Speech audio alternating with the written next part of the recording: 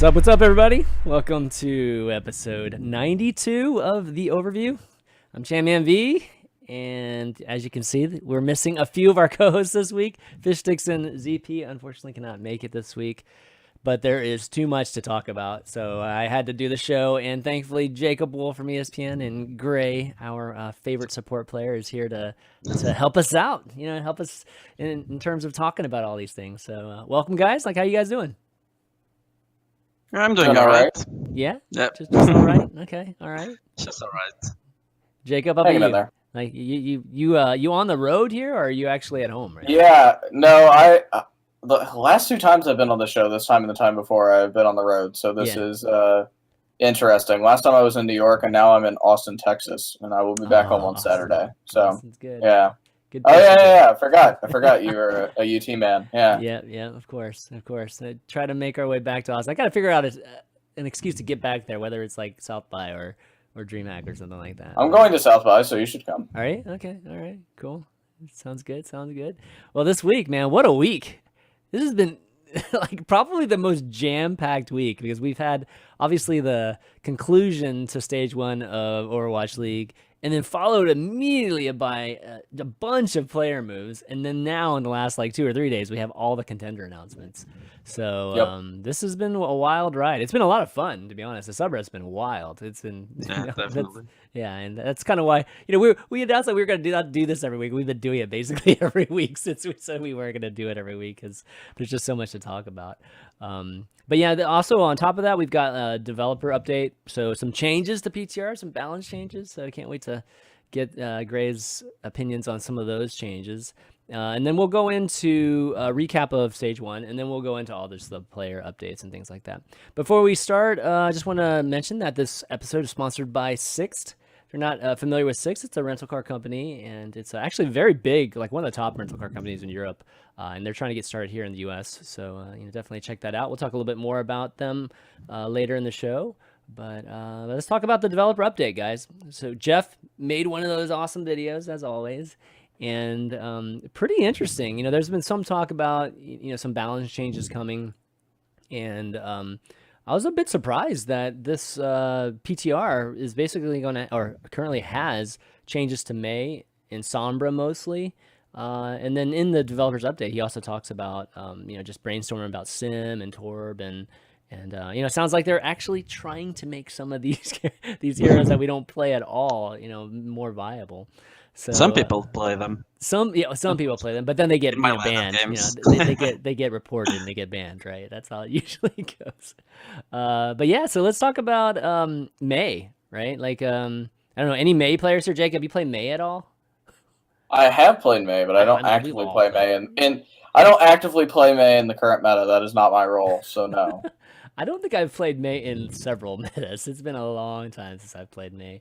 But let's talk to the expert. Greyy, what do you think about this Mei change? So it's Mei freeze is increased. Actually, let me show it on the overlay here. Well, actually, we kind of skipped Doomfist, but let's just go straight to Mei since I brought it up. Yeah, so basically the endothermic blasters changed. So the slow duration is increased from 1 second to 1.5 seconds, which is definitely good. And the weapon alternate ammo cost is reduced from 25 to 20. So you can actually fire it more now. So thoughts on that? Did Mei need these things in your opinion?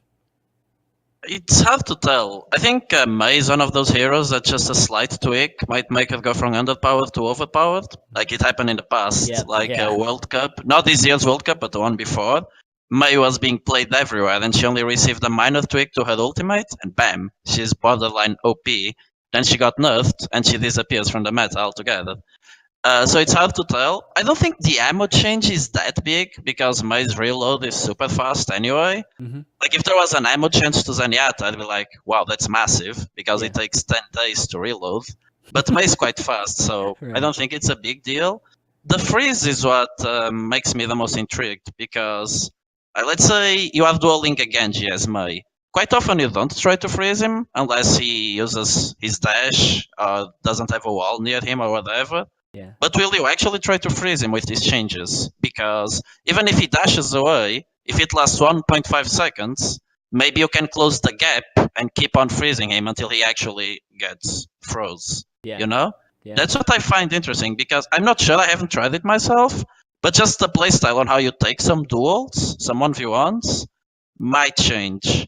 From a very theoretical standpoint, I don't think Mei will become meta just from these changes, but there's a good chance that she actually will, you know? Yeah. If I had to put my money on somewhere, I'd say she won't become meta just because of this, but I wouldn't put too much money, if that makes sense. Yeah, so there was a video. There's this Jiffy Cat that was made by somebody on the subreddit that talked about just how the left, like her primary fire kind of flows well into the ultimate, and then, it flows, or just even the left mouse, the right mouse to the ultimate. So it definitely does feel like at least, a nice quality of life kind of change, in terms of like how she can go from one, or can maybe combo some of her abilities. But yeah, that whole point that you made about Mei, just either like one slight change just makes her like OP. That seems to be the case for a lot of heroes. It's like whether it's Mercy or a lot of heroes that even recently we've kind of been tweaking and changing. Yeah, so it's tough, man. It's tough. Definitely tough being a designer. All right, Sombra. Sombra's the next thing that changed. I think a lot more changed with Sombra in terms of I think a lot of things that we're used to with her. So we've got EMP no longer blocked by small objects. Wait, what is that? Oh, okay, that's it's like small stuff. Yeah, destructibles mostly. Yeah, that's a minor thing. The hack no longer gains ultimate charge from health pack healing. So that's huge, because that was like the main source of charging her ultimate. Changes everything. Yeah. So let's kind of like maybe go through them all, and then we'll kind of talk about it as a whole. Yeah, sure. Cast time for hack is reduced, so she can actually pull it off like a lot quicker now in battle and engaging. Let's see. Now disables the following abilities. These are new, like cyber agility, the wall climb for Hanzo, hover jets. That's kind of wow. Fair not being able to fly is kind of crazy. Angelic descent, wall right. So yeah, a few of these things that basically didn't affect before. The pistols, the spreads reduced a little bit, just to make it a little just a little bit more accurate, right? And then opportunist, which is a big, which is the thing that she could see, basically wall hack. She could always see like the health bars whenever an opponent drops below 50%. Now I don't think that changed. Wait, see, health bar now is visible when. So the health bars show up now whenever anybody's damaged, basically. But I think her ability to see through walls is still the same, right? Yeah, it's still 50. Yeah, it's still 50. Okay, and then lastly, the translocator. So the duration of it is 5 seconds longer. So basically, it could sit where it sits for an additional 5 seconds. So yeah, overall, I mean, what do you think? I love these changes, like, a lot. That first bullet point, no longer gains ultimate charge from health pack hacking, is so good. Like, the game becomes so much more fun to play, because it's just awkward. You go tell yo, Winston, can you go face tank some bullets in the face and come back and grab a health pack? Like, that sounds so dumb. And then, even from the attacking team, there's so much way that health pack charge thing can be abused. Let's say a lot of teams used to use as a strategy. All right, guys, we're gonna go in, we're gonna tank the EMP, and then we're gonna die without shooting anybody because we don't want to give her another EMP. First of all, this is just not fun design, right? Like, let's go and let's not shoot. Second of all, this could be abused so hard. Like, the teams with the Sombra could be like, yo, it's really obvious they just want to eco push, so I will not EMP. And they will be like, what do we do now? So this changes everything from a strategy standpoint in a really good way. Yeah. And I think right now, Sombra is a really high ceiling hero and a really fun to play hero. Of course, I'm biased because I play her a lot. But I think right now, because of how powerful EMP is broken. It's one of the best ultimates in the game. Mm-hmm. You could be average Sombra player and still have a really high impact simply because you have ultimate every 2 fights. It's not a hard ultimate to use, and it's really strong. So shifting power away from her ultimate, first of all, decreasing the frequency with you have the ultimate, and shifting power from her ultimate into the rest of her kit that requires way more skill to pull off than the ultimate is a really good change. Any change that widens the gap between good and great is a good change in my opinion. Is Sombra one of those characters you like to watch, Jacob? Like during like these broadcasts, like I feel like I don't even notice Sombra half the time. It's like, yeah, the hacks happen, but that's about it. I don't know if you have the same reaction to that. I kind of do feel the same way, and I actually kind of like the hack changes, particularly what it disables now, because you can pin people, right? Like in other games, this is something that you see as well, and certainly some of the games that Overwatch takes inspiration from. But I like the fact that it disables some of these abilities that'll let the character kind of run away, because you can pin them. You can pin them in a circle, and like if you throw another ultimate in there that's like an area of effect ultimate that hits in a circle or hits in a box. Then I kind of like that, because now Sombra can go in with whoever is throwing that in there, whether it be like a Mei ulti or whether it be something else that hits in a circle. So, yeah, I haven't noticed a lot of Sombra, but I think this might make us see a little bit more of it, these changes. I actually think that Sombra is a very interesting hero to watch from POV. So getting away from the EMP is definitely, I think, right up the alley, which will make, like you said, the skill cap will be higher, and I think it'll show just how just more interesting plays in terms of hacks and things like that. So do you think with the change, with the additions to the toolkit, that she's actually better than she used to be, or do you what is your thoughts on that? Well, first of all, regardless of whether she's good or bad, I think the changes are in a really good direction. Yeah, for sure, and then it's just a matter of tweaking the numbers. If she's overpowered or underpowered, just change the numbers around, make the gun better, worse, make hack better, worse, doesn't matter. Yeah. But the direction they are going is really healthy for the game and really good for Sombra players, in my opinion.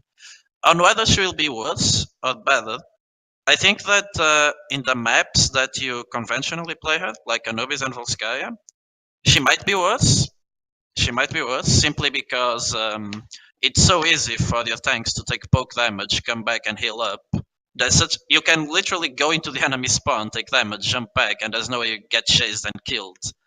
For example, on Anubis, you can stay up there, just saying hello, tank damage, and heal up, So you can't abuse this mechanic anymore at all. That's true. However, in maps where she has seen play, but she's not like a default, for example, on Route 66, some teams play her on defense. It's not a default, but it's a possibility.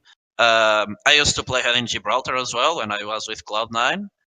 I think in this map she will be much stronger because you can't abuse this EMP farming the same way. Like if you try to farm EMP before the fight begins in any of these maps, they will chase you and kill you before you even get to the health pack, Yeah. So in these maps where the EMP farming is not as impactful, I think she will be stronger for sure.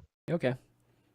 Awesome. Yeah, I'm really excited about this. I'm just curious, definitely it's a good change. It's just a matter of, well, will we actually see her more now or not, and I think that's really going to be, something that the players are going to have to experiment with more. I definitely do want to see more individual hacks. I think making plays off a single hack, it was one of the things that a lot of people talked about in the beginning, whether it was like hacking Reinhardt or, anything like that, right? To really, to initiate battles. So if we can start seeing that a little bit more, maybe it's like, hacking a freaking Pharah and just Pharah can't even fly. That'd be amazing to see, like that just kind of starts off like, the crazy picks, because, remember Mercy's crazy rezzing is going to be gone. Like we're not going to, if you get some early picks, those are going to have huge impacts now.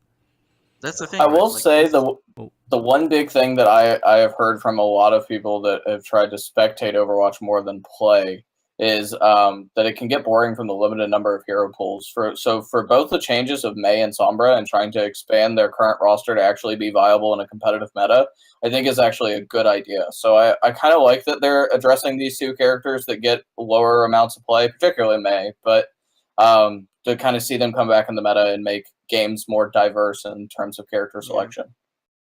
Yeah, so with the opportunists, is it that big a deal to see the health bars? No. Like I don't think so. Okay, I'm just trying to make sure. Like I kind of understand. That's more like quality of life thing, right, than anything else. Yeah. Okay. Cool. You don't even, like, from a pro player point of view, you don't, like, you call targets. You say like Winston is low or Winston is half HP. You don't say Winston is 75% HP. Yeah. Anything below 50%, it's exactly as it used to be. So sure, it's above, but it's not a big deal. It's not a big change. I don't think so. Yeah. Okay, there was a small change to Doomfist too that I forgot to mention. So the hand cannon, so the recovery rate is actually increased from 0.8 seconds to 0.65 per bullet. So he can fire faster now, basically, right? That it's good, and I think that Doomfist is another one of these characters that you have to be really careful about because he could just be stupid broken. And I think I don't know. What do you think, Greyy? Like he's really close to being played, right? Like. Yeah, I think you will see mod play in stage 2 maybe, because the thing about Doomfist is that the entire hero is about burst and picks, right? You don't really go for consistent damage on Doomfist. Right. It's probably the worst hero in the entire game for consistent damage, Yeah. Even heroes like Genji and Tracer that you think about killing supports and stuff, they still provide way better consistent damage on tanks and stuff. And in a Mercy meta, picks are simply not as big unless you are something that can get the Mercy herself, but that's harder. So I think Mercy not being picked as often is an indirect buff to Doomfist. Junkrat getting nerfed is an indirect buff to Doomfist. Mercy getting nerfed is an indirect nerf to Junkrat as well. Right. It's not just a Junkrat nerf in itself. Mercy getting nerfed makes Junkrat weaker. So all these changes make Doomfist way, easier to play. Not that the hero becomes easier, but he doesn't get punished as hard by the picks on the enemy team. All right, who's the best Doomfist right now? Like, do we know? Who's the best Doomfist? We've seen a few. I kind of want to say Chipsa, but just because he's a lad. Yeah, I don't know. Actually, Chipsa would be pretty darn up there. I kind of want to say Chipsa. What's amazing about Chipsa is that it's not just a raw mechanical skill he pulls off on the hero, but the experimentation he's done with it. Yeah. I mean, he's like gone full out. Yeah, somebody said in chat says hydration. Ran around custom maps, just checking. Oh, I can abuse this little hump. Cool. Yeah. Just these cool tech moves. Yeah, definitely changing levels, how you even just move, right? Just the mobility of it. Like whenever you've discovered all those things, it's more of a fluid thing with Doomfist. Really cool. Okay, well, why don't we move on? Why don't we talk about some OWL now? So it's. Woohoo. What was that? Yeah, that's what Jacob's been waiting for, man. He's been like, dude, come on, man. Like, what you bringing me on the show to talk about? I will say on the note of Doomfist, everything I heard about hydration before I heard that he got on Overwatch League team was Doomfist. So I'm gonna have to go with hydration. Yeah, hydration's definitely shown some effect too. Effects played a little bit too through just throwing him in like in the middle of a map sometimes. So. Definitely seen that. But week 5, guys. So we concluded. It's week 5 plus the playoffs, really. We concluded stage 1 of Overwatch League, and it was really cool to really see a complete, kind of season. Other probably esports call it more of a season type of breakup. And we were able actually to see a play, just an end of playoffs with a giant prize at the end of this too.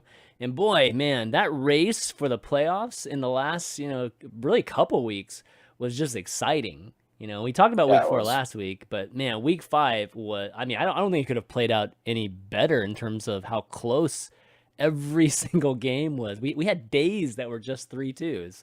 So in the end, we ended up seeing Houston, NYXL, and London get into the playoffs. But, that Houston-Boston, I think, matchup was maybe one of the best matchups. I mean, you could arguably say that was the best match of the season, just between two teams that were evenly matched. And, I mean, they had a lot on the line, too, and I think that one had a lot of hype, too, behind it. Just Houston has just got a lot of fans. And Boston's obviously got this growing fan base now, too. So I think that was probably my favorite match of the week. How about you guys? Like, which matches, like, stood out or were your favorites of week 5? Greyy, you want to go first? Either of you guys. Just jump in. Go ahead. I've talked too much already. No. I was gonna say the same matchup too, Boston versus Houston, and so I interviewed Robert Kraft and Jonathan Kraft a few weeks ago, and they said to me that they thought that Huck, when they first met him, was their Bill Belichick in terms of roster building, and in terms of Overwatch. And I actually thought, like, because this was before we had seen Boston play a lot, and I was very much questioning that in the back of my head. I was like, I think all of us were questioning. Let's just be honest. We were all questioning that. Like, I know Huck is a good dude, and I trust his judgment in a lot of things, but that's a pretty big claim to compare him to one of the best coaches to ever coach the game of football. So I will say, though, after that match and after their kind of surprise ending, I guess, to stage one, that Boston team was a lot better than I expected. I was wrong in thinking that they weren't that great when the season first started. I knew they weren't as bad as a lot of people in the community made them out to be, because a lot of players said that they were much better than that. But I definitely had doubted them a little bit before that. So hats off to them. That was a really good match. I agree with you. Greyy, how about you, man? I think just to add on to what Jacob just said, I think that's what makes Boston so cool, right? Everybody was underestimating them. Everybody. Even, I actually thought they would be good, but still not as good as they were, you know? Yeah. Even the people who thought, even the people who didn't think, wow, they're going to be really bad, no one thought they would be fourth place at all. When there's powerhouses, like, they were fourth place, right? Yeah, they're fourth place. Or if they're not, they were definitely the fourth. Fourth best. When there were powerhouses like Dallas picking up the Angels roster, Valiant and stuff, no one ever expected Boston to do so well. So it's really exciting. It's like a Cinderella story, you know? Yeah. I'll be the first to say too, I was definitely wrong, especially about Huck too. I think that, him as they call him president, but GM, whatever you want to call it. He's done an operations manager is what I was told originally. He's done a great job. He's done a great job, like, regardless. And, a lot of it, one of the things that a lot of people criticized was just the roster. And, they had a very specific process. It was one of those processes where they tried out everybody. It was actually pretty different than what Houston did.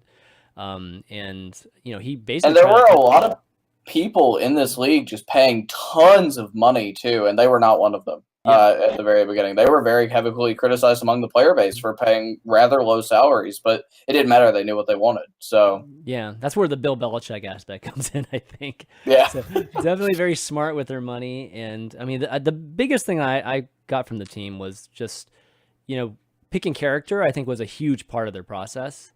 And, picking definitely a bunch of players that will obviously work together, will, want to improve together and develop together. It was one of the biggest things they wanted to do. And clearly, I think you've seen that. You've seen this team grow, like, incredibly fast. They started the season just so-so. They didn't start off, like, with guns blazing or anything. They were definitely one of the bottom teams, like, after the first 3 or 4 games. And then, like, I think it was week 3, it just turned around, like, in a big way. After they beat Boston or London, and then things just, people started looking at them in a different light, and then it just even climbed even more, going into the end of the season. So in the end, that Houston Boston match, I felt like they were just evenly matched. I think the Boston came in probably more game planned and prepared, for Houston than vice versa. I think Houston just, like, was playing their game, and they thought that was going to be good enough to beat Boston just from what they've seen. But we actually saw different types of lineups from Boston. That's kind of like what I'm deriving it from. And because of that, I think that's why it was, like, really, really close. They had some amazing, I think the tanks for Boston outplayed the tanks from Houston the first couple games, which is saying a lot because the Houston tanks are amazing. And then it kind of, like, I think the Houston team kind of got it together towards the end, ended up winning 3-2. But that was awesome. And the Valiant too, we had, Valiant was actually in the mix after Seoul just dropped off, which is another storyline. The Valiant was actually sitting there, and if Boston would have won 3-2, the Valiant would have got in, and Boston and Houston would have been sitting on the sidelines. So, every one of those maps ended up mattering in that series. I think that's why it was so intriguing. But let's talk about Seoul. So Seoul was by far the favorite going into stage 1. And, like, seeing where they ended up placing, which was 6th, I believe. I think that's correct. I think the teams that didn't make playoffs were all 7-3 or 6-4. Fifth. Fifth? Okay, yeah. He was officially 5th. Okay. How did they end up 5th? Because, Boston and Houston basically controlled. Okay. They lost to Los Angeles, they lost to London, and they lost to and I remember them losing to New York as well. So anyways, 5th, 6th. Just that they lost many games in a row, I think. Somewhere in there, yeah. Whatever it was not even close to what expectations were. I mean, I think everybody would have bet a lot of money they would at least have made the playoffs. So not even making the playoffs, losing obviously that this final week that really did them in. I think that was super surprising. And then we just kind of saw that this team actually has a lot of issues, at least with the current meta. They just had some holes that they never really filled, and they were still trying to figure out, lineups and things like that, even going into the final week. So, yeah, Grey, what was your thoughts on Seoul? Like, what'd you take from that? Yeah, I think there are many things that are happening. Like you mentioned the rosters they play, they were still trying to figure that out, even in the later weeks, and that definitely hurt them. But then again, that kind of happened with Spitfire as well. Like they will even like for example against Outlaws in the regular match, not on playoffs, they played a completely different lineup than they played in the playoffs, I believe. So that can't be just it, because Spitfire did the same and they won stage 1. But I think it's hard to pin it on just one person. That's not what I'm trying to do. But I think Toby on Mercy is a big, not a liability, it's just that he is hands down probably the best Lucio to ever have touched this video game. Yeah. He's absolutely nobody will argue with insane. that, yeah. And just putting him away from Lucio, it's not that he's a terrible Mercy, he's not. He's not been up to par with the other ones, I don't think so. And his synergy with Ryo Jahang has not been even close to Hark and Janak synergy. That's just beautiful to watch. But it's both things. His Mercy is not as good, and his Lucio is way better than the rest. So if he has to play Mercy instead of Lucio, it's just Seoul. We base Seoul's strength based on old Lunatic High, right? And old Lunatic's high strength was always the support line. Ryushihang, Zen, or Zen, and Toby's Lucio. They would move mountains with this backline. They would win 2v4s, 2v5s. It was ridiculous. And they simply couldn't do that with the new support lineups you'll go into. Yeah. Of course, it's just one of the struggles, but as a support player, it's the one that I noticed the most, I think. Yeah, so that's the big thing, right? So Jacob, going into the season, we kind of knew this was going to be a Mercy meta, and they clearly didn't ever have a Mercy specialist. I just figured they were going to eventually get one, but they never did, and I think that's what ended up costing them in the end, because you saw some really good Mercies, especially the teams that beat them. They just were much better. So why didn't they make any moves, Jacob? I mean, were they trying to get a Mercy? Do you know maybe anything in the background that might have been going on and maybe fell through? They were one of the first rosters to actually be pretty locked up too, aside from a couple of additions. And I mean, we do see they're about to make some changes, right? Like it's been reported that they're going to pick up another support player. So maybe there's the opportunity to be better and more diverse in their support role in stage 2.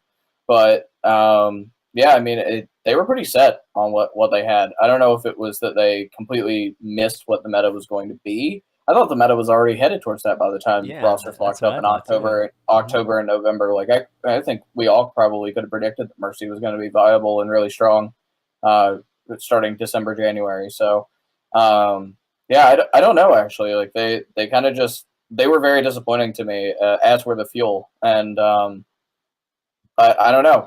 Like Grey said, we base their strengths off of previous teams, Lunatic High and MB, and both were extremely disappointing and have to look at themselves in the mirror and figure out what they have to do, because they quickly acquired really good players on both teams and very much did not succeed as they should have.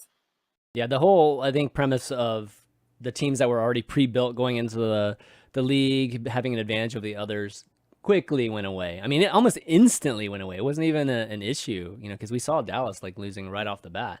So, Dallas was another thing I think we should talk about. They just had, basically an up and down season, mostly down because of expectations. But they did show some signs of improvement at the end, which was kind of good to see, because they potentially could have finished as the second. Well, maybe not. Maybe the third. They were probably guaranteed to be 10th regardless of if they would have, finished 1-9 or not.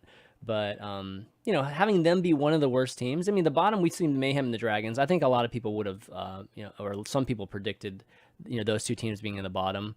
But never would we have guessed Dallas would be there. I think probably worst case, Dallas would be like 6th or something like that. So, yeah, that was my prediction. When I went to preseason and I got to see all the teams play and got to talk to some of the people around it, my biggest takeaway was that Houston was underrated because a lot of people rated them like 7th or 8th of all of them, and then Dallas was overrated because everybody was rating the top 3.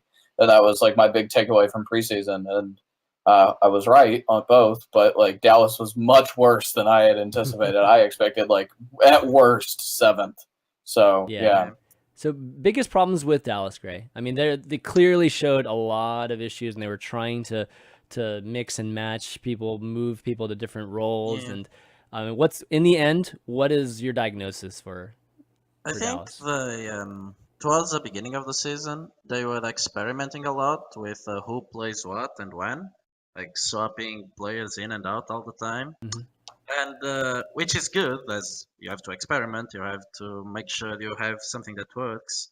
But the way I see it, once they started fielding more and more of the old envious core, mostly like making Harry Hook play 24/7 instead of subbing him in and out, they started doing better. They kept on losing games, but if you think about it, the schedule became way harder for them towards the end. Like the teams that they played towards the end were the strongest, I believe. But they started doing better. They kept losing the series, but they started not looking really bad. I think in the beginning, when they were making all these swaps, that's when they looked their weakest. When they started fielding a core of 4, never swapping them out, or rarely, and just swapping out 1 or 2 players, I think they started doing much better. Their score doesn't. Their score at the end does not reflect that. But then again, they play the hardest teams towards the end, you know? Yeah. If they had played with this card from the beginning, I think they could have done better. Still, I think they would have done worse than most people were expecting. I would put them top 4 easily before anything happened. But I think they will do better than top 10. Yeah. Because after they stopped swapping so much, they started doing better. They kept losing, but watching the matches, you could tell it was way less one-sided.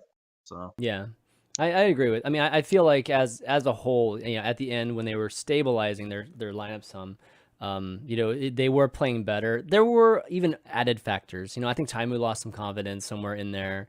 And he was able to get it back towards the end here. Just kind of get that swagger back, and it had a lot to do with drilling and practice, to be honest. So I think that Taimu's probably going to right the ship. Whether he keeps playing like Widow and stuff, who knows? But definitely flex or DPS, he's definitely available there. But even just like the tanks, I think their tanks were not nearly as good as the other tanks in the league. Mercy was an issue for them too. I don't think that they had whether it was Chips or whoever trying to play Mercy, it just didn't work out for them, right? I mean Custa too, right? I mean Custa, I think started off the season really looking super promising for them, and then it's kind of hard to figure out where to put him in, after they went to this Envy lineup again, right? So I think they didn't quite figure out things. They had pieces, they just didn't have the best in the league pieces, and I think it's hard to figure out how you want. I say this because I play Zenyatta myself a lot, right? And playing Zenyatta in a Mercy meta, playing Zenyatta in a Lucio meta, it's like playing a completely different hero. Yeah. Like the way you position yourself, the duels you go for, the fights you dodge, it's so different. Like it's mind-blowingly different. And you don't get this experience from solo queue. You don't. Your Mercy doesn't care about you in solo queue. So you have to have the Scream experience.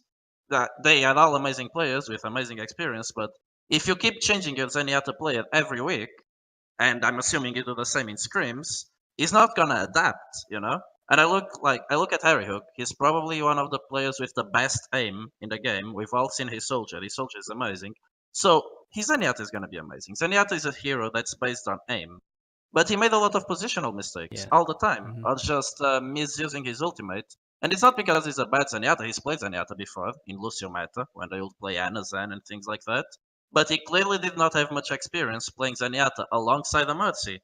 And probably the same could be said for Custa. The same could be said for Chips because they kept swapping them around. So, how do you know your limits? Okay, the Tracer is shooting at me, but I'm getting healed by my Mercy. Should I prop Trank? Should I not? You need this experience to know how hard you can push your buttons. And if you keep swapping them, then you won't get it. I think that was the main issue, really. It sounds like they just went into this kind of adjusting type of strategy, you know, like where you can literally move interchangeable parts a little too early. You know, like I think that's kind of a strategy you can work towards once you actually have a foundational type of lineup. You know, we talked about that maybe even a couple weeks, you know, before this. Just the ideal way to play Overwatch and Overwatch League, you know, it has to be a progressive thing. You can't just like automatically jump in and have these like, you know, amazing pieces you can throw in whenever you want, or depending on the map and things like that. You have to kind of work towards that. In terms of the, you know, London Spitfire, obviously winner stage 1, just like an exciting ride, to be honest, for London, especially on the last day.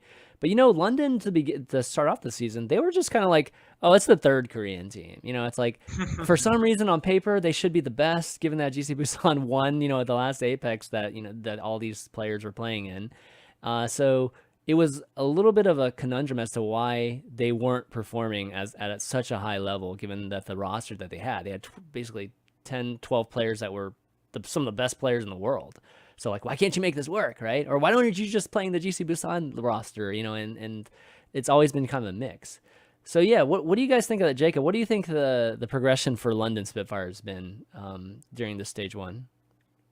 I think they finally got it, right? Like they were in preseason when I first saw them play, they were switching out lineups. So they would do Kongdu Panthera lineup on one, and then they would do GC Busan on the other, and they would switch them depending on the map play or the map being played, the type of game being played, and what they were most comfortable with. And then they would throw in Fury and Nuss as well to kind of complement, because obviously it was only 4 of the KDP roster that they ended up getting. Yeah. They seem to have finally successfully integrated both teams to one another, probably best illustrated by Prophet and Birdring playing together, which was not a thing. And now obviously we see them moving on from a couple of those players as well that they don't need.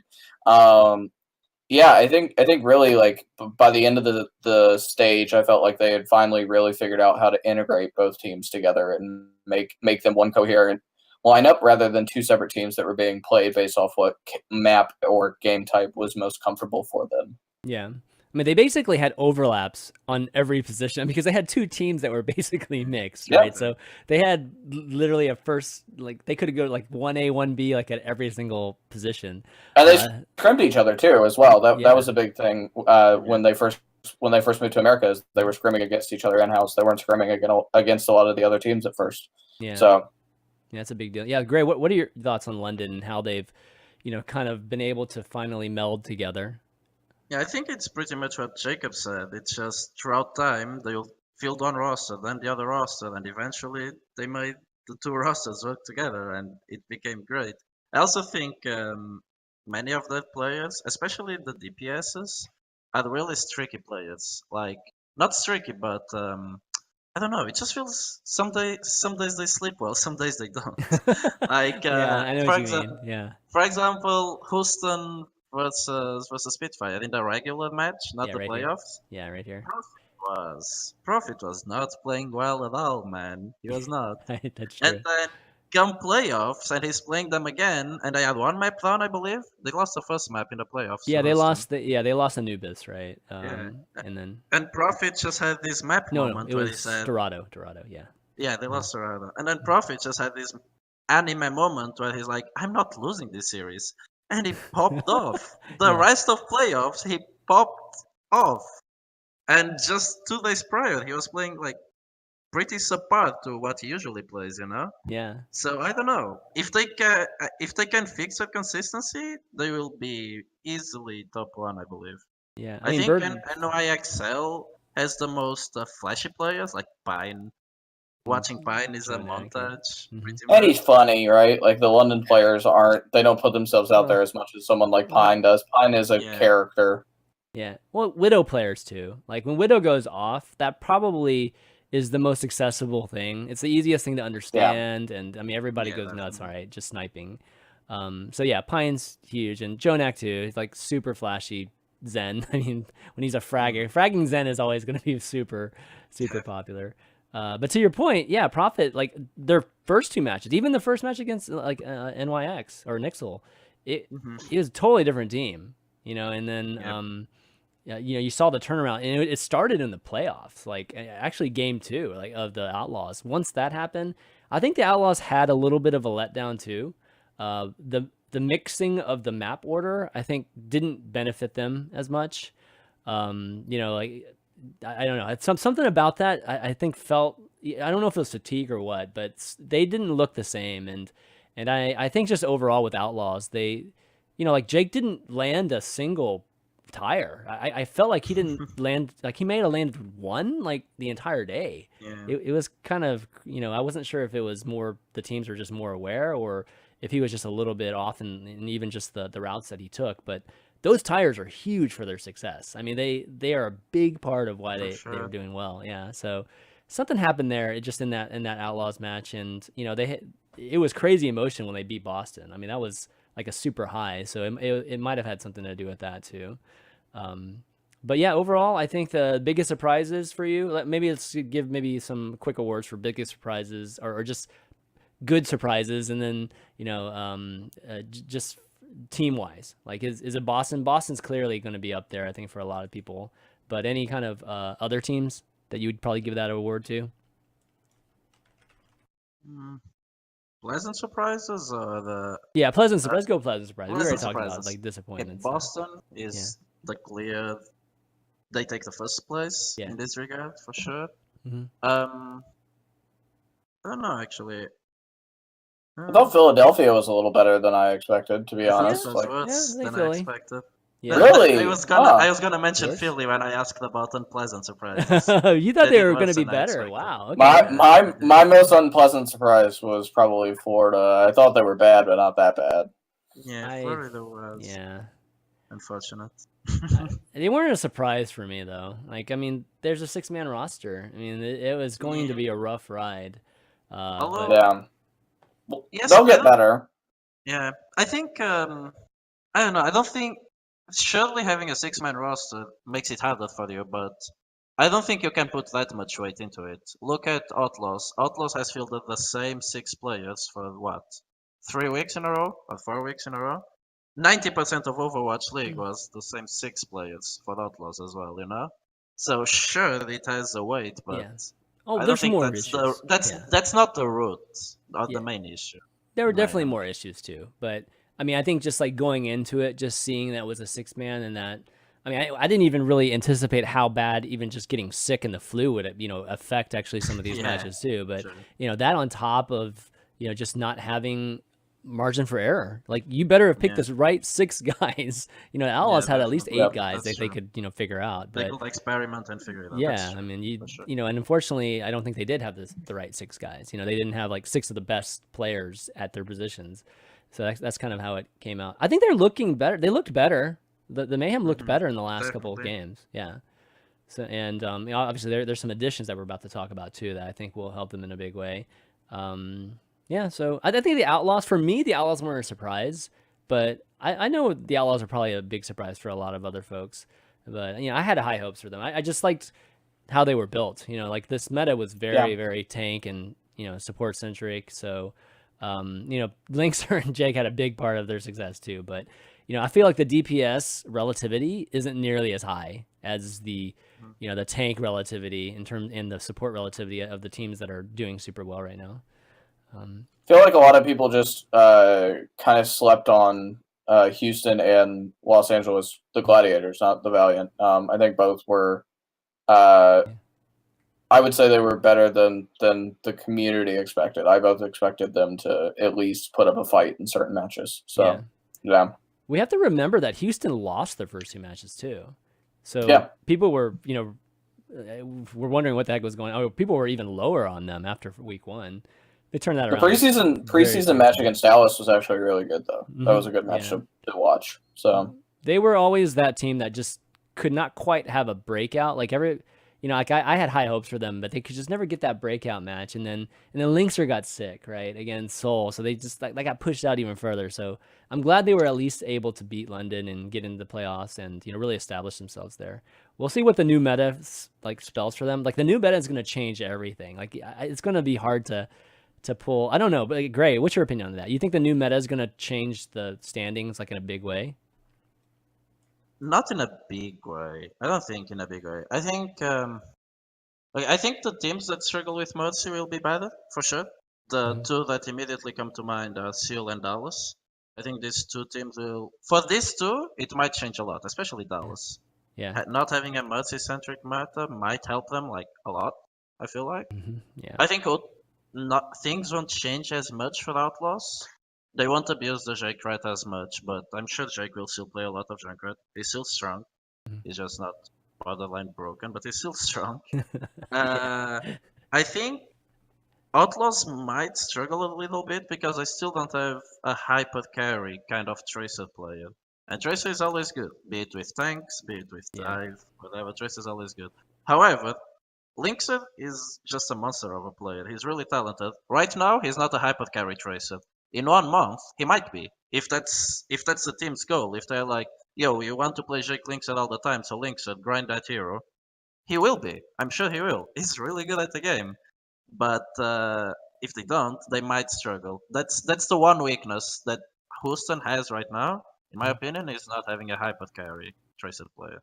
I mean, Clockwork's been playing a lot of Tracer. I mean, he's been trying to play a lot of Tracer too, right? I mean, Clockwork gets shit on so much, like, and I think, I mean, I'm glad that he was able to like calm some of those, you know, some of the negativity toward him, you know, during the week that they ended up winning with him. But I've seen him play Tracer on his stream. Like, he's actually a pretty good Tracer too. I don't know if he gets to just practice Tracer or not. But can he be one of the best ones? Probably not. Yeah. Yeah. You know, Linkser can't be everywhere either. So I mean, Linkser, like even if he is a hyper Tracer, who's going to be playing? You know, the DPS alongside the him. McCrae's. Yeah, I mean, he's one of the best at hit scan. So I hate to take him off that right now. So that's the thing. The moment that the pulse bomb kill stays a kill and not a res, I think Outlaws might struggle a little bit. Yeah, that's a good point. That's it. All right, well, we're gonna move on to some player news, and I mean, maybe Jacob, you can like walk us through some of these because I know you've been following really closely. But before we do, I just want to mention that we're sponsored by Sixt, a rental car company. If you guys aren't familiar with them, and they are just a really great rental car company that a lot of folks in the U.S. don't know about yet because their brand's still trying to get going here in the U.S. They're like the number 1 or 2 rental company or car company in Europe, so they're a huge company. The biggest thing for Sixt that I've actually experienced myself too is that you can get like luxury cars for the price of like, you know, just your average, cheap cars, right? So you can rent like super nice cars for what you would normally pay for, like a Toyota or something like that.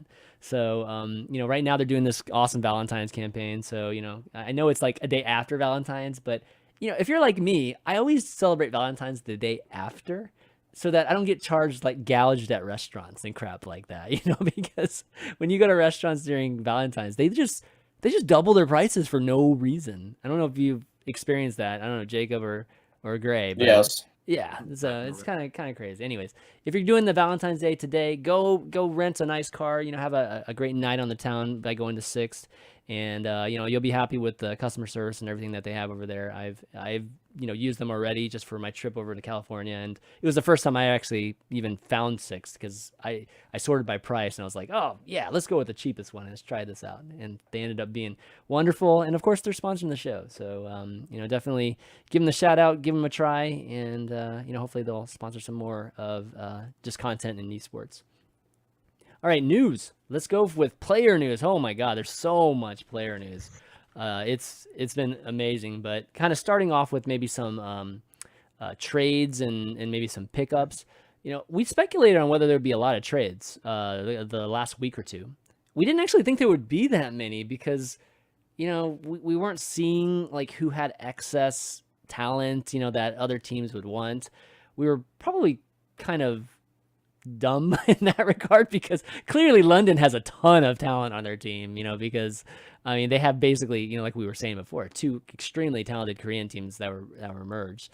But kind of talking about just maybe some pickups, let's start off with the fuel. Yeah, Jacob, why don't you lead us through this a little bit with the fuel? Yeah, so weeks ago we knew they were gonna add AKM. That was like not that much of a secret. They've had him out even in California, I think, for about 2.5, 3 weeks now. So they officially confirmed him finally. yeah, they even were like taking pictures with him and putting it on social media. This is probably the worst kept secret of all of the Overwatch League editions and trades. And then they also came to a buyout agreement, which was pending league approval a couple days ago. I would imagine it's close to done now, if not league approved, for Rascal from the Spitfire. The Spitfire had Rascal and Fissure out on market.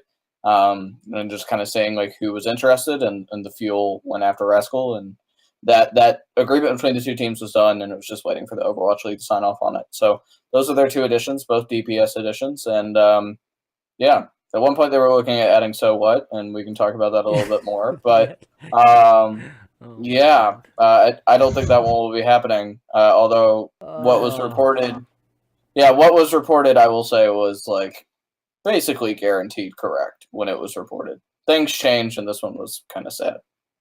All right, let's talk about it specifically here. Okay, so if you guys don't even know what we're talking about, SoWhat was reported by Slasher Rod that that he was going to be joining the Fuel, and what Jacob said, and even what Slasher was saying, that is his source was very reliable. So a lot of people were expecting that. Then the owner of Dallas Fuel, tweeted that he was just basically crazy. Like, where was he? Basically that wasn't true. And I don't know. I think some of this kind of fell through because of all this, and we I don't know if we can want to go into it too much, but I don't know if it's a little bit of spitefulness. It would be too petty to say that's purely spitefulness. So something kind of fell through for SoWhat here. And it's unfortunate for SoWhat, because SoWhat is really screwed now. Like he basically ended up turning down a bunch of contenders opportunities, and he's in this kind of limbo or purgatory now.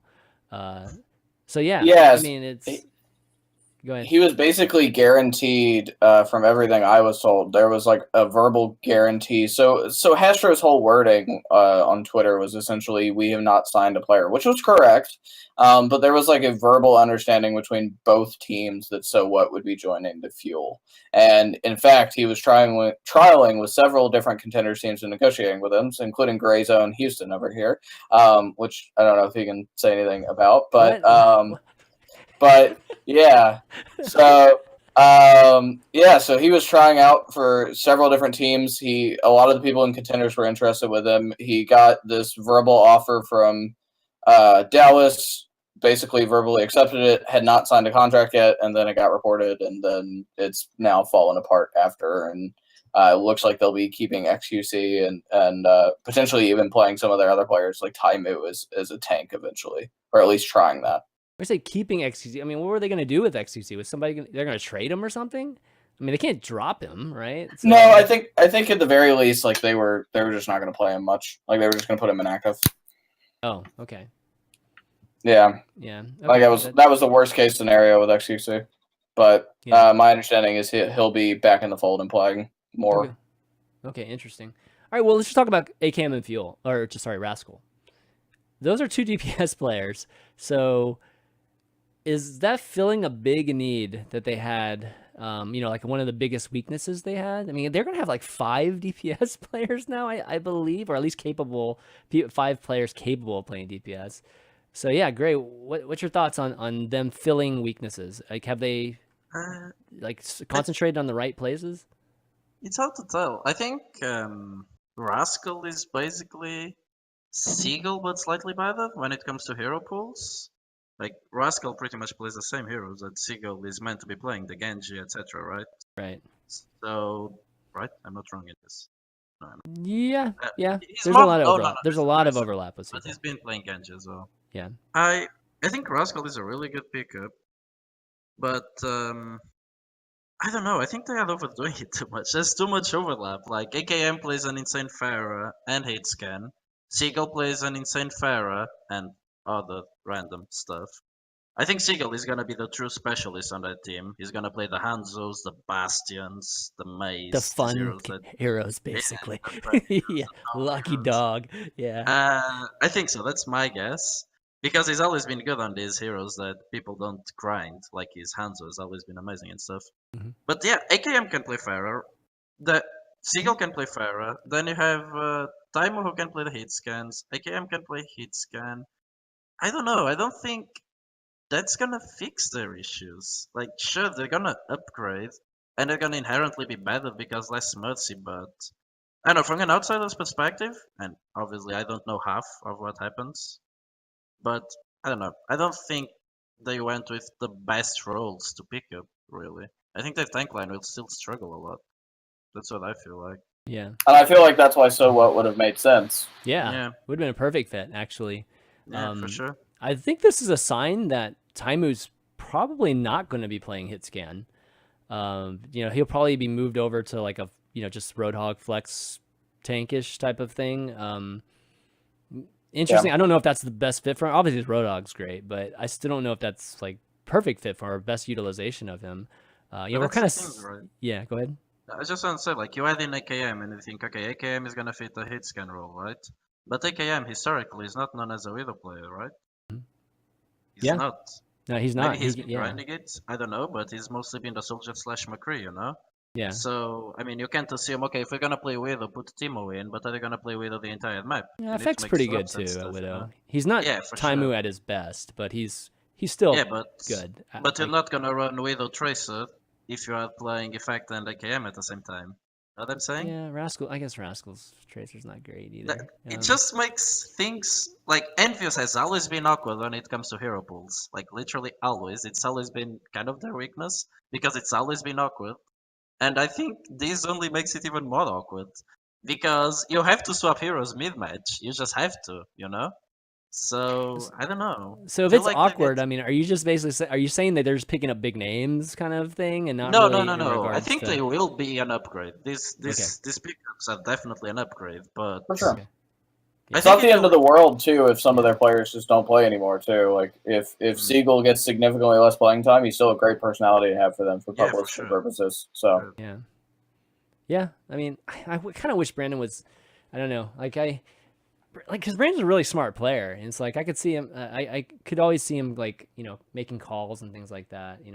I couldn't tell who was making calls in this last week, but every time they would shoot, like the camera would be showing the team. You'd see Brandon talking to the team. So and it's just like I felt like he was more verbal this last week or the last week and a half or so than I've seen him all season. So I don't know. I kind of think I don't know. Personally, I'd like to see him still involved, obviously, in some of these. Big matches and hopefully integrated into the meta somehow.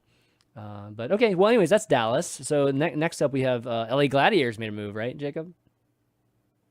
Yeah, so the LA Gladiators acquired Fissure from the Spitfire, as well. The other player the Spitfire were looking to get rid of. Yeah, I mean, this move was, from what I heard, Fissure was not fitting very well into the atmosphere with the Spitfire. He was sort of having some issues fitting into behavioral issues, I guess is the best way to describe what I was told. And they wanted to get rid of him. And he was on the market for that purpose. And I think Rascal was more on the market for playtime purposes. Like he wasn't getting the right amount of playtime that he wanted. And that opportunity presented itself in something like the Fuel. And so just like they did with the Fuel, Cloud9 or the Spitfire came to a buyout agreement with the Gladiators, and that one was also pending league approval, but I would imagine that goes through if it hasn't already from the league side. So yeah. So definitely there was some type of issues, I think, chemistry wise or whatnot with Fissure, but I feel like at the same time, this is a good example of what like a different more of a front office aspect of the league. A lot of times we're just thinking of straight up of the matches, what happens on the stage, and that's a huge part of the league.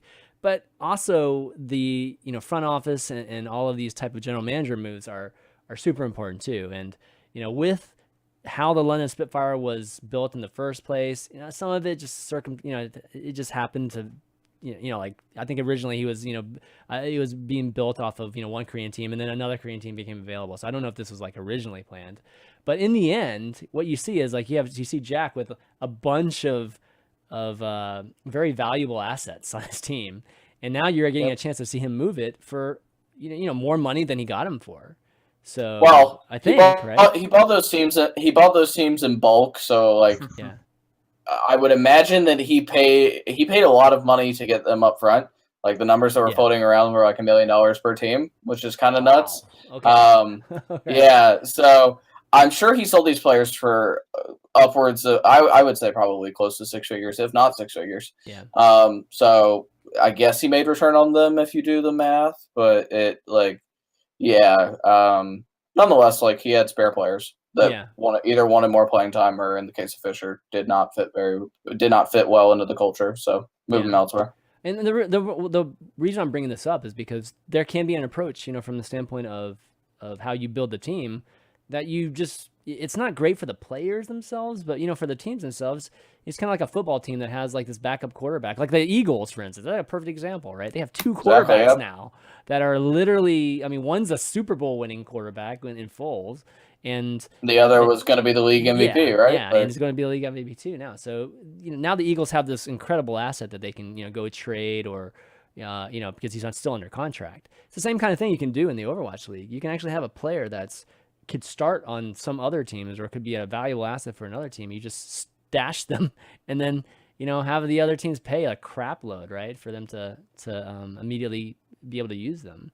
I was trying to figure out how to word what we were writing in those 2 articles, because they were basically just cash for player kind of deals, and it wasn't like, it wasn't a complete buyout. It was like a transfer agreement, I think was the words that we used, if I'm not mistaken. Because literally all it is is the Spitfire reassigning his contract to the Fuel, from a legal perspective. Yep. So the way the NBA does this is you say trade for cash considerations. I like almost wanted to write it that way. Oh my God. That was what was happening. Essentially, it was like you were trading a player for money. So yeah, that happens all the time. I mean, it's So having it worded is a little bit funny and trying to figure that out. But definitely interesting. And Fissure, you think Fissure's going to help the LA Gladiators or fill one of their huge holes, Grey? I think so. I think it will be an upgrade for sure. Gladiators is another team that will benefit from changes, because Big Goose is an amazing Lucio. He's not an amazing Mercy. He's okay. Not top of the pack, not bottom. But he's an amazing Lucio, so they'll benefit from it immediately. And I think Fissure is just a better tank player. There's not much complexity to get into it. I just feel he's a better tank player than what they have. So it's an upgrade. I don't think it will change too much, though. I think that team will still struggle. I mean, Fissure's been, I don't know about recently, but definitely, leading into season 1, he was one of the best, tanks, one of the best Winstons in the world. So him and Gesture, sure. 2 of the best Winstons on the same team. That was kind of a total waste for one of them. So it's good to see him. I think Fissure's case is really simply, it's an upgrade, end of story. You don't have to think about hero pools or when do they play him or anything. It's just the one up. At least how I see it. Yeah, even if they had a tank, he's just better than whatever tank they had. Okay, well, next up we've got the Florida Mayhem. Definitely a team that's in big need of players, and they had a lot of room. So we ended up seeing them picking up SayaPlayer as well as AwesomeGuy. So this is actually pretty big, in terms of just even the team, right? Actually adding Korean players to this team. This is the first time that we've even seen them even venture into this kind of mixing up. Well, first off, nationalities, we saw a little bit of that, and now we're seeing like even more so, like in a bigger way, like even language barriers. So these 2, and then they added a coach too, or assistant coach, in Ryder. It's Ryder, right? I think that's how you pronounce it, right? Yeah, it's Ryder. Yeah, so Ryder's been coaching some of the the best Korean teams, as well as he's been a player too. So definitely a great addition to Mineral. But let's just talk about the players first. Yeah, SayaPlayer and AwesomeGuy. SayaPlayer has definitely been on the list of DPS players, still haven't been picked up, by an Overwatch League. And then, AwesomeGuy too is going to help out, I think in the tank role, right? So, thoughts on these 2 players? Do you think these are 2 of the best that were out there, or, maybe not? It doesn't take much for this team to get better. Come on, that's okay. Okay, that was an easy answer. All right, but yeah. I mean, I think the big thing is like they people really need to look at this differently than what Overwatch used to be before Overwatch League. In the sense that there's literally, like, the worst you can do is maybe drop down a place for these guys, right? Like, you can't get relegated out of the Overwatch League. You paid a hefty fee to be in there in the first place. So why not experiment with your roster and add 2 players that don't speak the same language as your main roster? Like, that you don't really have a consequence. It's like, okay, you're worse than you were the stage prior. Like, so I feel like that's exactly what the Mayhem and the Shanghai Dragons are doing with the changes they've made over the last couple of weeks. Is like, hey, we have a permanent spot that we're guaranteed to be in this league forever. Why don't we just try something? Yeah. And this ended up just being what was a good option to try. So, well, I mean, the thing about the Mayhem was that they're probably the most heavily criticized for not spending money. And I mean, rightfully so. Like, I mean, I don't think that any of it was unwarranted. I think outside of Boston, I mean, we're talking about Huck and just making good moves, and from that standpoint, I mean, Mayhem really didn't have a coach for a while, right? And there was a lot of things, even just from an operational standpoint, I think that weren't in place compared to the other organizations. So I think they're getting all of that like straightened out now, really filling in the organization and all the pieces that are necessary for the players to succeed. But I mean, I heard like stories of like, I don't know if this is true or not. I heard stories of like Tavik driving the bus, you know, like driving the bit, you know, like stuff like that. It's like, that shouldn't happen. That's crazy, right? Yeah. But you know, now it sounds like they're spending some money. So the real question is like, were these the 2 players to spend the money on? There's a lot of good players out there. You know, there were and players that you could like Fissure, that you could go and, you know, pay even a chunk of money and grab them from another team. So yeah, Greyy, these the 2 guys you would probably put at the top of your list here? Probably. I don't know. There's so much talent in mostly in the East, like in Korea and stuff, that it's hard to tell. But those 2 players are definitely amazing. I think AwesomeGuy is not gonna make that much of a difference compared to Sush. He's definitely better. It's like Gladiators. It's just an upgrade. But I feel like Sush has been criticized way more heavily than he deserves to be. He's not within the worst tanks of the league. He's not within the best, certainly. But it's like people just hang on to he used to be a DPS player, now he's playing tank. And use that to scapegoat, you know, like the lack of success of Mayhem. I think Sushi has been getting too much criticism that he doesn't deserve. Even so, it's an upgrade, but I don't think it's as big as an upgrade as like Fissure to Gladiators, if that makes sense. SayaPlayer is a really good player. I'm interested to see how they're gonna make him fit with Vic and Logix. I'm really interested to see that. Logix is a player that could be really good, I feel like. Logix could be a Linkser, but he's not been playing. I don't know. I think Logix something's wrong in that, because I've played with him a lot. He's an European player and he's amazing, but he's not been performing. So well, I think he's had an up and down too. Like, I think going into the league, he was carrying the team. Yeah, exactly. And Contenders was Logix +5. Yeah, literally. Yeah, he was doing so much. I think we quickly realized. I mean, the teams quickly realized you can't do that. I mean, the league's too good for you to be able to carry with 1 player anymore. So I think they went through a transition of that. Like, Logic's just basically being focused, or at least teams focusing on Logic not making, you know, just crazy pulse bombs or, you know, incredible plays, and that's like enough just to beat them. But I think Logix has kind of swung back on the, you know, kind of upside now. He's, you know, I think he's starting, or at least the team overall is starting to gel a bit better. And, you know, they added Zappas too. You know, let's not forget that. That's a huge add for them. And whether it overlaps or not, it's still a little bit overlap, but still, I think it's just an upgrade period.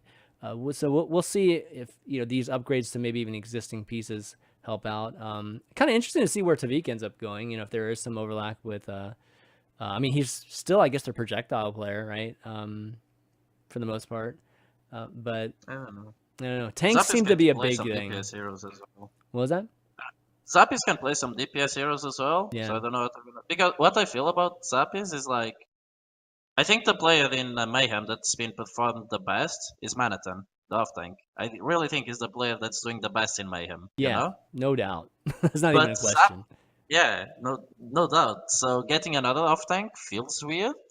But then again, Zappis is a really good player. And also, I've played with Zappis, like for this Taiwanese tournament. I scrimmed with him for a couple of weeks. And he's really intelligent. Like, he understands how the game works really well. So by getting Zappis, you have a 2-in-1 package of a player and also a coach. Like, Yeah. I'm pretty sure he's gonna be one of the most vocal voices in VOD reviews and dry running maps and stuff like that. Yeah. That's a big plus behind Zap. Is he's a great player, but he understands how the game works really well, and that's gonna help them a lot. I think the Mayhem's gonna be one of those teams that benefit a lot too from a meta change, or at least a little bit away from Mercy, because their Mercy play was not good. just to be be pretty frank about it. Their Mercy play was, I think, maybe one of the bottom, to be honest. So Zebasai and Zupe, I think they'll definitely enjoy a better, like a different type of meta combo, in the upcoming meta. So yeah, we'll have to see. I think that they're better pieces. It's still like unclear as to who's going to rise. Like these teams that we're talking about at the top, I mean, they have players that we can just point out, oh man, he's one of the best players in the league, like period. It's not even like he's just the best tank. No, he's the one of the best support player. No, he's actually one of the best players in the league. So I'm not sure I see that quite yet in this team. So we'll see. It's again, they have a lot to build on, so yeah, for sure, it's not going to be just one move. Okay, let's see what's next. So we going to get to see contenders yet? No, not quite. So Shanghai finally officially announced those 4 players we talked about last week with Greyy in it. So good. It's official now. That's definitely great. Another one of those, you can't get any worse, so let's try something different. Yeah. So they're gonna have 3 Korean players try to learn Mandarin, which is intriguing. Not gonna happen very quickly. It's not easy to learn Mandarin, man. It just fits you that way. But Greyy, I'm happy for her. It's like I know she doesn't love the attention, but we gotta talk about it. I mean, that's what it comes. Look, it's like it's big news. Honestly, even though I understand like what she said to Rod is the sense that like she doesn't want to be this narrative, but regardless, I think that it's very helpful, and I think that her being in the league and being on camera and kind of being an example to other women that play Overwatch that want to make it to the league or make it to contenders, I think it's just a good example. It's good to have somebody that you can relate to from that perspective. So I think it's a good thing. I talked about this yesterday or day before yesterday on our podcast. The only thing is I wish it wasn't Shanghai, because she is a much better player than I think Shanghai will make her look like. If she was in a team with better players, I would be much more happy about this. Very happy for her. I think she deserves this, but I would have much rather have seen her on a team that could make her look as good as she probably really is. So, and I don't think that's the Shanghai Dragons. Yep, totally agree with that. Totally. All right, so we got a next up. We got not confirmed, so he's still in like rumor phase, speculation phase. But Gambler to Dynasty, and then Anamo to NYXL. So basically as good as confirmed from everything I was told. But yeah. Okay. This is obviously from Rod. So I mean, Rod's been doing an awesome job at just getting all the news and nailing down all the sources. So so that pretty big. I mean, Gambler definitely is one that a lot of people have been watching just because he's LW Blue and he's been a good player for at least the recent history. So that would help them out. I think that would help them out. Like, what do you think of that addition, Greyy? I think it's good. We talked about earlier. That they didn't have anybody that could play Mercy. Yeah, but it's kind of late for that now. Yeah, I know the meta has shifted, but just adding more diversity in your support pool, I think, is always a good thing because people tend to specialize. So they could have done that so much. They could have done that weeks ago, right? Couldn't they have just picked up Gambler like 2 weeks ago or something? No, because you can't pick up people until this like period, which is like you can pick them up, but they were never eligible to play until the 21st. Oh, so okay. Yeah, so this is the area that you had to pick somebody up in. So even if they would have gotten, because Greyy was like done basically a month ago, I think, and it just kind of came to light over the last week, and she's just not eligible to play until Feb 21, so which is next week. So. I mean, they could have picked them up, but can't play till next week anyway. Yeah. So, let's see, Anamo to NYXL. That's basically just like building out the team. So a good backup to I think Arc and and Jonak, of course. It's good. I think that's it's nice to be in that situation. It's nice when you have like a good starting lineup and you can just kind of fill in. Yeah, exactly. Oh, but you're gonna say something else, or? It's just that picking up these players are safe decisions, you know? Mm-hmm. If they are an upgrade, cool. If they're not, well, our backline is already really good, so it doesn't hurt to have them, you know? Yeah. It's not a gamble at all to pick them up. It's completely safe. It's a safe decision. Mm-hmm. So. All right, let's talk about contenders. Like we've only got about 15 minutes here, so let's try to move through this. Rod, you know, obviously through ESPN, ended up posting a bunch of teams here. So sources say haven't been, you know, some of them have been announced, some of them have not been announced, but you know, you can take a look here and we'll just pretend we don't see some of these names on here, or a particular name on here. But you can see that New York's got Flower on here, no surprise. You know, Adam too. Actually, a little surprised. I'm not that surprised that Flower is on there. I'm a little surprised though, because everybody was like really. I heard multiple teams were trying to chomp at the bit, but he has very much been like the team. You know, he was part of the team that got the LW Blue team that got acquired by the Excelsior originally. So it was very much kind of always destined he would go there. But I heard that a lot of GMs were calling Nate and the league and going, hey, can they actually do that? Can they like sign him to a team way before that series even starts? And a lot of people were challenging it because Flower was very highly contested. Flower could easily be the highest paid player if he was if it was a bidding war. Yeah. Like if there was bidding war here. So just so folks understand, with these contender academy teams, this is when there's an actual OWL team that has a contenders roster, it's an academy team. Just for folks that might not understand that. And I believe if you're on the academy team, you can't be sniped by another team, right? Like, you know, you're pretty much in the farming system for this team. Is that correct? No, you can. No. You can be sniped? pulled up. You can still get sniped? Okay. You can still get sniped, yeah. Okay. Oh, okay. I don't think that... Is there a buyout fee? I don't think there's a buyout fee either. I think you can get pulled up.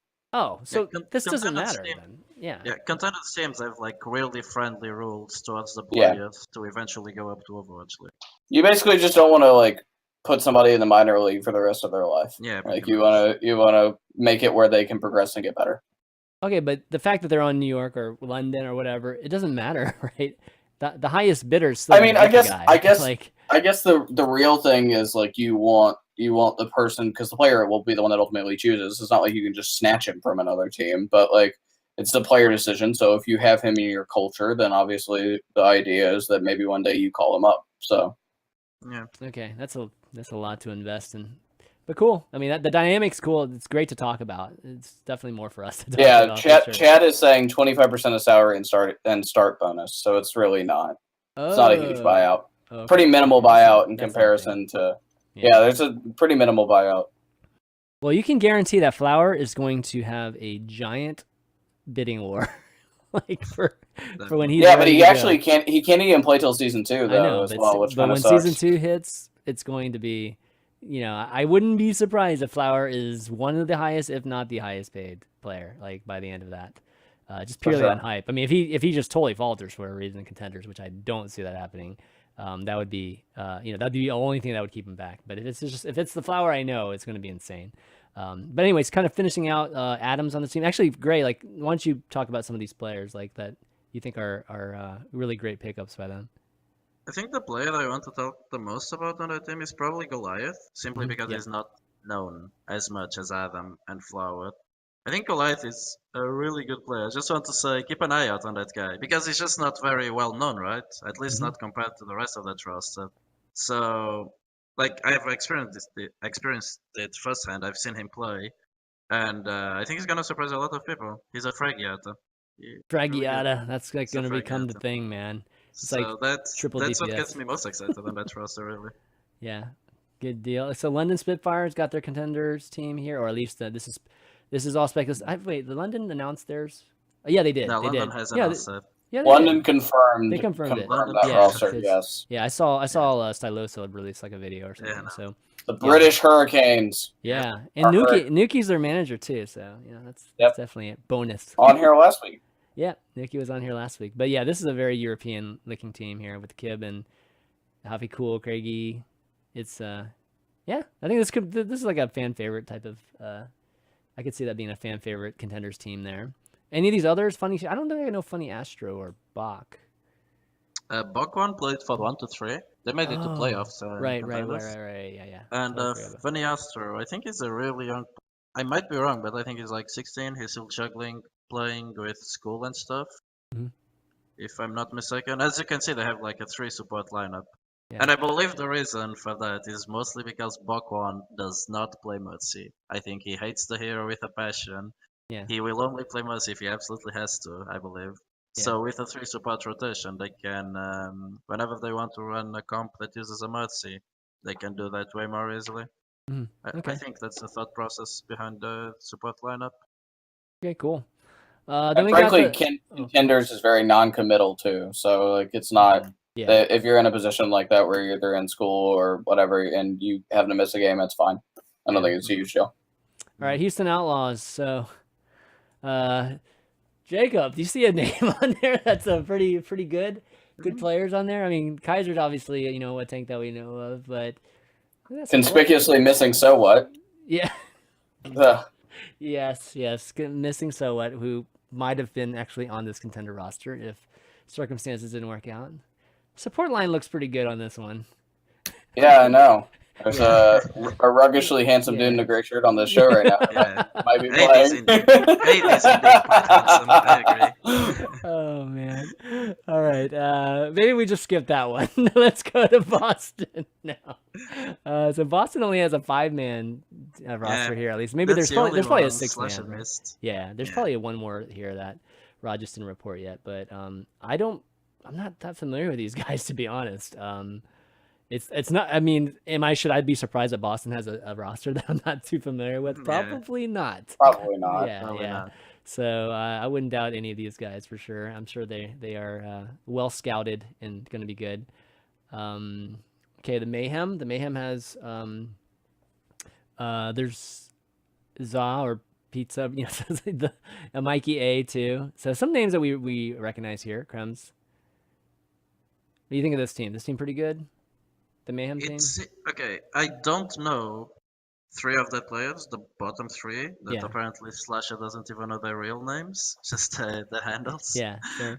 I don't really know those 3 players, but I can tell that Mikey and Krems are really, really good players. Yep. I remember when I was playing in Cloud9, I used to think Mikey was like the most underrated player in the entire West. Yeah. But literally, he's really good at the game, I think. And he's one of those tracers that can actually flex to projectile, which is useful sometimes. Like we've seen this, especially in Korean rosters, a tracer player swapping to Junkrat and stuff. Yeah. In Western teams, this is not a common thing to do. But Mikey can do that. He can play the Junkrats, the Firers, while being a tracer specialist. So, looking at the top 3 of that team, I can say I think they're going to perform. Looking at the bottom 3, I don't know. I can say no good, idea. I can say bad. I do not know. I could see Krems. I could see some of these guys even moving up, to be honest, like to their roster. Okay, we got the Shock, San Francisco Shock, and I don't think they've announced this one yet, right? Yeah. So we got Smex, Butcher. I don't know some of these guys either, to be honest. I think that's kind of the point of Contenders, right? You're not supposed to be star-studded like Korean buyout teams. That's not the point. I mean, it's really about talking about players that that we thought should be or potentially could be in OWL that are. And I mean, there certainly are some, right? Like Adam was one person I thought I would see in Owl, and he wasn't, but now he's on a Contenders team. So Yeah, and it's kind of moving on to Gladiators. They announced it too today. You see Panker, Pooks, Rolf and Gods, obviously. 2 guys a lot of people were talking about. And Blase. Gods is back, boys. Yeah, Gods is back. Yeah, that's a pretty good team right there, to be honest. Like I wouldn't be surprised that team does pretty well in Contenders. And then we had a couple other teams announced too, which were not Academy teams, but Simplicity, I think, was announced today, which was, they had a couple people that that would be recognized by a lot of people. A lot of not a terrible here. roster. Yeah. Not a terrible roster by assembled by people that aren't necessarily super familiar with Overwatch. So, good stuff. Yeah, let me just show it real quick. So, yeah, we got Faz, Zoms, Reds. Oh my God, the Rise of Xretzy. Is that Xretzy or is that a different? It's Retzy. It's Retzy. Yeah. Oh my gosh, that's funny. Oh my, the return of Retzy. That's gonna be awesome. So yeah, this is a hype team. I can't wait to see this team in action too. Yeah. Team is owned by a minority owner of Swansea City and the Memphis Grizzlies as well. So big name owner on it too. Yeah. Yeah, that's cool. That's very cool. Jed Kaplan. Yeah. All right, we got 5 minutes because Jacob's got to go, but got a Q&A question here from Vince. Do you think that at some point or OWL, as it expands, will get stadiums in Europe? I would like to see this live at some point in the future. Your thoughts? I mean, stadiums? I think we're a long ways from stadiums. Yeah. Arenas. We're a long way from being expanded in Europe. Period. So like we need to get to that point at first before anything else. That's true. I think that will happen. I think that expanding in Europe is obviously a huge goal. The league has told me that, and several others that's the case. And now it's just figuring out how that works. But I would say when we're thinking venues for geolocation. So the biggest thing is theaters to look at over the next couple of years. Theaters or like arenas? And I would think like arenas. Okay, theaters. Yeah. All right. We'll build up, guys. We'll build up from. Yeah, I mean, like the Valiant already announced Microsoft Theater will be their home. So like we're gonna have more of those. I think there'll be like 2,000, 3,000, 4,000 seat venues, not 16,000 seat arenas. Big difference. Yeah, we're starting at 450 right now, or maybe more like 600. In the actual Blizzard arena, so getting up to a couple thousand is that's pretty huge. And I reckon I think that playoffs for Overwatch League Season 1, like the end of the year playoffs or whatever, the end of the season playoffs, not stage playoffs, will be somewhere bigger, probably on the East Coast, but somewhere bigger. So yeah, that'll definitely be good. Okay, well, I don't think we have time for at least the second question here from Vince. So why don't we wrap up, because I know you have a hard stop, Jacob. So don't want you to be late for your next engagement here, given that it's probably going to be hopefully some more big news, in terms of Overwatch. But Greyy, yeah, thanks for joining us, man. This is the first time on, and I mean, your insight's great, and good luck to the future. I think we get a little bit of a little semblance of what your future is going to be like in the near future. But any shout outs you want to do? Not off the top of my head, no. If you had asked me this question earlier, maybe I would have. But let me check the subreddit. Can I? So it's not out. Okay, yeah. Maybe if we had the show a couple hours later, then we might have a shout out here. But thanks for having me. It was fun. It was really fun. Yeah, absolutely, man. And again, best of luck to the future. We're always on the list of people that should be picked up, or whatever, for OWL. So I'm looking forward to seeing you play, especially in this new meta. It's gonna be fun. Gonna be fun. Yeah, Jacob, shout outs. No particular shout outs. Keep following our coverage of Overwatch on ESPN. We've done a lot of it this week, and I would imagine we will continue to do so. I fully anticipate to be right at the front line of reporting on expansion, which will start happening, I believe, next month. So pretty excited for that. Yeah. Wait, actual real news, or just like the development? The conversations I would say are they are roadshow where they start going on the road and meeting investors. Potential investors will start in March, and I suspect we will hear shortly after that. I think some people will buy in very quickly, and others will take a little bit. Yeah. Okay, well, I'll kind of close things out, give a shout. Actually, one little bit of news. I'm going to be hosting a Florida Mayhem live viewing party. First one actually down here in South Florida. It's going to be official too, so I think Ben might even make an appearance. That's going to be pretty cool. So be on the lookout for that. Yeah. So we'll have I have a meetup I haven't really promoted it quite yet, but I have a meetup.com page for all of this. So I'll post that in the near future. But if you're in the South Florida area, come and hang out with us. We're going to do giveaways. It's going to be at Buffalo Wild Wings, so we'll have like wing challenges and all kinds of stuff there, on top of just, watching and cheering for the Florida Mayhem. So keep on the lookout for that. Follow the show on Twitter, twitter.com/theoverviewgg. And of course, again, like we're sponsored by Six this episode, so definitely go and check them out. They actually have a Facebook video promotion that they wanted people to check out. So go to their Facebook page and take a look at the video, because that's really how they're kind of measuring this campaign. So definitely check that out. And lastly, just thanks to really, like ESPN Jacob and Slasher, for like reporting all this news. I mean, this has like been really exciting for all of us, who do podcasts and you get a chance to write, to have stuff to discuss, and it just really excites the community. And it's important too, because I know you guys get crapped on a lot. I know that's been like, something that you mentioned recently. Of course. And, it's part of the business. So, I know owners don't love it sometimes, but they need to like, respect kind of what your role is in this entire ecosystem, and it's important. So, just want to kind of throw that out there too. And always appreciate it, Chris. Yeah. And then lastly, just a little, kind of thoughts and prayers just to all the parents and stuff, for the folks here in South Florida that had the crazy shooting here in Parkland, Florida. So, just a little shout out to those folks too, because it's just crazy.